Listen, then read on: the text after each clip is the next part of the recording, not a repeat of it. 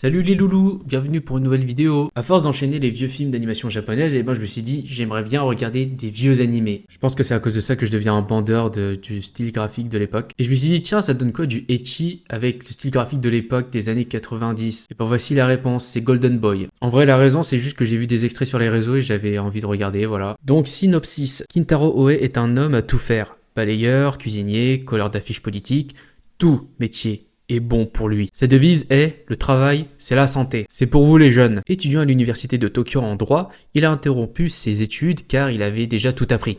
C'est un génie. Depuis, il parcourt le Japon sur son fidèle vélo, apprenant à l'école de la vie. Au cours de l'histoire, il exercera des métiers fort différents qui l'amèneront à faire des rencontres. Il essaye de tirer un enseignement de chaque rencontre qu'il empresse de noter dans des carnets afin d'emmagasiner des connaissances. Voilà, il n'y aura pas de partie spoil, non spoil, parce qu'en fait, c'est un animé à 6 épisodes et ce sont des petites histoires qui s'enchaînent. De toute façon, il n'y a que 6 épisodes, je ne vois pas ce qui vous freinerait à regarder cet animé, mais on va voir épisode par épisode ce que j'en ai pensé. Épisode 1, que je vais surnommer l'informatique.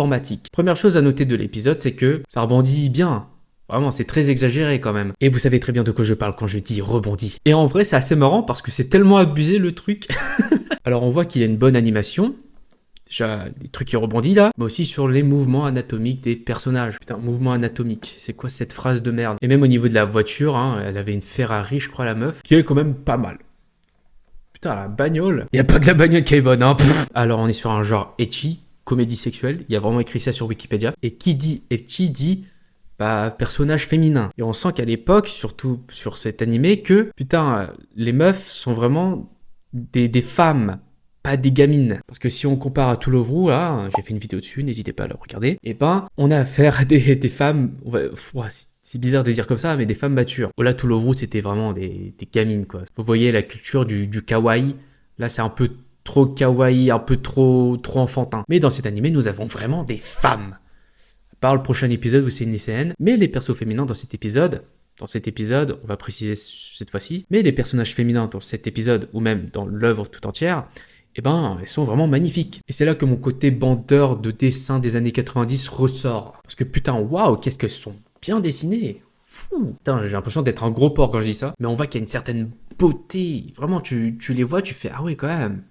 Putain, elles sont belles. Bon, hormis ça, on commence à voir un peu les patterns de chaque épisode. Meuf rencontrée, boulot, problème, il part et leçon de vie. Parce que oui, c'est certes une comédie sexuelle, ecchi, etc. Mais chaque épisode apporte une leçon. Et ce premier épisode, la petite leçon, c'est ne pas accuser à tort, sans preuve et faire preuve de sang-froid. Car dans l'épisode, il se passe un événement majeur qui ressort la colère de la femme. Et sous le coup de la colère, elle accuse à tort Kintaro. Sauf que accuser sous l'effet de la colère n'est pas quelque chose de très mature. Et donc elle s'est trompée, en fait tout est arrangé parce qu'en fait Kintaro il a pas fait de la merde, il a fait quelque chose avant pour que ça évite de faire de la merde. Et donc leçon de vie, garder son sang-froid et ne pas accuser à tort sous l'effet de la colère. Épisode 2, cette fois-ci nous avons Kintaro qui va aider un homme politique. Je pense que c'est un homme politique vu qu'il y a beaucoup de corruption. Et le personnage féminin rencontré, parce que oui, en fait à chaque fois il y a un personnage féminin qui rencontre et donc il y a une histoire et du coup une leçon de vie à la fin, qui est la fille de cet homme politique. Et cette fille c'est une lycéenne. Et le fait qu'elle soit une lycéenne est important, car tout au long de l'épisode, on nous montre une certaine immaturité de cette fille envers Kintaro, qui pense qu'elle est en train de manipuler, en train de jouer avec lui. Je pense que c'est pas simplement le fait qu'elle soit une lycéenne, mais aussi fille d'un homme politique, d'un haut placé, donc une fille pourri gâtée. Mais la leçon de vie, c'est les apparences peuvent être trompeuses. Et oui, en fait, c'est pas elle qui joue avec lui, c'est lui qui joue avec elle. Kintaro n'est pas dupe, ça ne se voit pas physiquement, mais via son carnet, on comprend le fond de sa pensée. Et la réaction de la lycéenne très immature aussi. Elle va essayer de l'accuser à tort, sauf que retournement de situation, elle commence à fall in love de Kintaro et se sent désolée de l'avoir mis dans cette situation. Et c'est comme ça qu'elle devient un peu plus mature et moins gamine. C'est très étonnant dans une comédie sexuelle et ecchi d'avoir des leçons de vie de fou. Épisode 3 que je vais intituler Amour trahi. Nous avons Kintaro maintenant qui travaille dans un restaurant pour remplacer le chef qui est blessé. Alors première chose à dire, c'est qu'on voit moins de ecchi ni de comédie sexuelle dedans, à part entre hommes, parce que Kintaro à un moment il se joue du méchant de l'histoire. On va dire que c'est un épisode un peu plus sérieux. Et le truc spécial dans cet épisode, c'est que Kintaro, on le voit pas vraiment comme un idiot. Cette fois, on voit un côté plus sérieux de Kintaro et surtout un côté plus positif, son côté très gentil. Et la leçon de vie est attention à ne pas être trop naïf, surtout en amour. Surtout se précipiter, parce que quand même t'as la meuf et le méchant il arrive comme ça, il dit épouse-moi s'il te plaît. Ça va très vite en besogne. Et surtout qu'il se connaissait pas beaucoup, à part qu'il avait un bateau de croisière pour lui tout seul. Je vois pas l'intérêt. Pourquoi pas? Mais lorsqu'elle découvre le vrai visage du méchant, et ben voilà quoi. Révélation, cœur brisé, bam, elle s'enferme dans sa chambre. Mais le truc positif de l'histoire, c'est qu'elle ne s'est pas recroquevillée sur elle-même et qu'elle va de l'avant. Elle se rend compte aussi que, en fait, Kintaro, c'est le mec qu'elle aime. Il est tellement gentil. Donc leçon de vie, n'allez pas trop vite et ne soyez pas trop naïf face à la personne en face. Surtout en amour. Surtout en amour. Parce que manipulation émotionnelle, etc. Ouais bon. Épisode 4. Que je vais intituler la piscine. Oublions l'épisode 3 parce que là, oh là là, qui dit piscine dit meuf en maillot de bain, bien sûr, bien évidemment. Donc tout d'abord, c'était un plaisir visuel cet épisode. Deuxième chose aussi qui est vraiment en contradiction après ce que je viens de dire, mais quand même les enfants ils sont tout mignons, putain. Et oui, dans cet épisode, nous avons Kintaro qui va éduquer des enfants à la natation, alors qu'il n'est pas un très bon nageur. Il va le prendre sur le tas parce que c'est un génie, je vous rappelle, c'est un génie. Nous avons le personnage féminin qui est la patronne de ce club, je sais pas, on va appeler ça un club, qui est têtu sur son système d'éducation qui ne marche pas forcément. Et devinez quoi? Kintaro va arranger les choses. Et le son de vie de l'épisode nous montre que ce qu'est vraiment l'éducation. Une bonne éducation n'est pas forcée à éduquer, mais à aimer éduquer. C'est ce que normalement doivent faire les professeurs. Mais bon, il y en a qui sont pas très compétents. Maintenant, l'épisode 5 que j'ai intitulé Motophile.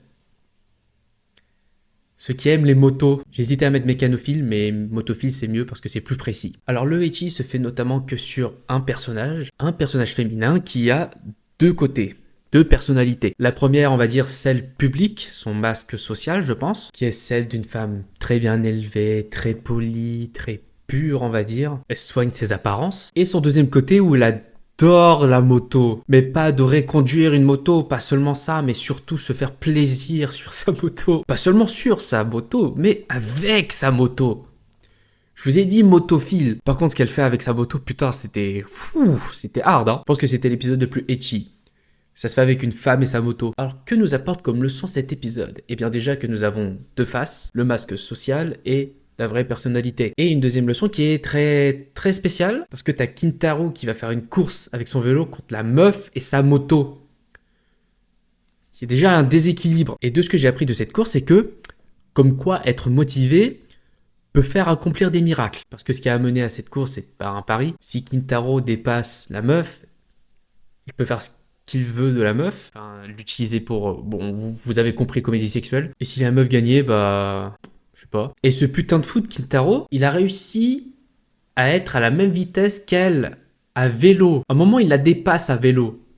Ça n'a aucun sens. Et à un moment, il saute dans le vide et il survit quand même.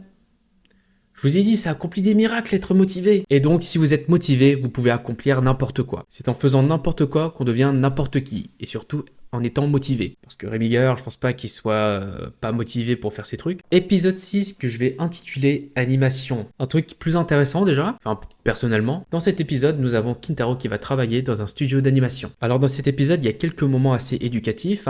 Nous avons un vocabulaire de l'animation. On va à chaque personnage rencontrer, surtout les animateurs, leur passion, qu'est l'animation, et leurs différentes motivations de pourquoi ils sont dans l'animation. On met beaucoup en avant la passion de l'animation, mais surtout ses difficultés. Parce que être animateur, c'est difficile, parce que il y a une deadline à tenir. Et quand il y a des accidents, c'est dur de tenir la deadline. Et donc quand rien ne se passe comme prévu, c'est le chaos. Démotivation, pessimisme, ils sont vraiment au fond du gouffre. Mais la leçon de vie qu'on retient de cet épisode, c'est que avoir des contacts, c'est quand même pas mal. Car c'est grâce aux personnages féminins rencontrés précédemment que la situation va s'améliorer et que tout va mieux se passer. Et surtout qu'ils vont tenir la deadline. C'est avec un regain d'optimisme que tout le monde s'est remotivé à tenir la deadline. Donc si vous êtes dans la merde, n'hésitez pas à demander de l'aide à des gens. Et surtout, avant, faites-vous des contacts. Bossez bien avant. C'est ce que je ne fais pas. Voilà pour les épisodes, mais maintenant j'aimerais m'attarder plus sur le personnage de Kintaro. Notre personnage principal qui est vraiment un énorme pervers, voire limite un peu harceleur sexuel. Calmos mon gars. Mais Kintaro reste une très bonne personne. Parce que ce gars il cache bien son jeu, ce bâtard. Vraiment sur les apparences, c'est vraiment un idiot pervers, ce que vous voulez. Mais putain,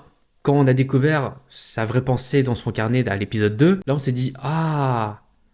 Sacré vénard. On voit même à l'épisode 3 sa vraie personnalité, quand il n'est pas vraiment un pervers H24. Et c'est là qu'on a vu le bon côté de Kintaro. Franchement, l'épisode 3, je l'ai beaucoup aimé. Mais ça change en rien que c'était un énorme pervers. Parce que ce gars, il a un problème avec les toilettes. Vraiment, il a un problème avec ça. Chaque fois qu'il nettoie ou qu'il va dans des toilettes après une meuf, putain, je sais pas, il adore coller son visage dessus, mais c'est bizarre, il est chelou ce gars. Et c'est pas anecdotique ce truc, hein. C'est vraiment dans l'épisode 1, 2, 4, 5 et 6. Quasiment tous les épisodes, à part le 3e. Je crois que c'est un fétichiste des toilettes, hein, surtout des toilettes des femmes. Bon, tout de même, Kintaro est une personne très importante, car c'est lui qui aide les femmes, ou qui corrige leurs défauts, ceux qui les séduisent, et sa philosophie est à prendre en exemple, car c'est une personne très motivée et qui travaille dur, ce qui séduit les femmes aussi. Donc, conclusion, Kintaro séduit des meufs en les aidant ou en corrigeant leurs défauts, en étant une personne très motivée et qui travaille très dur. Voilà, ça fait 3.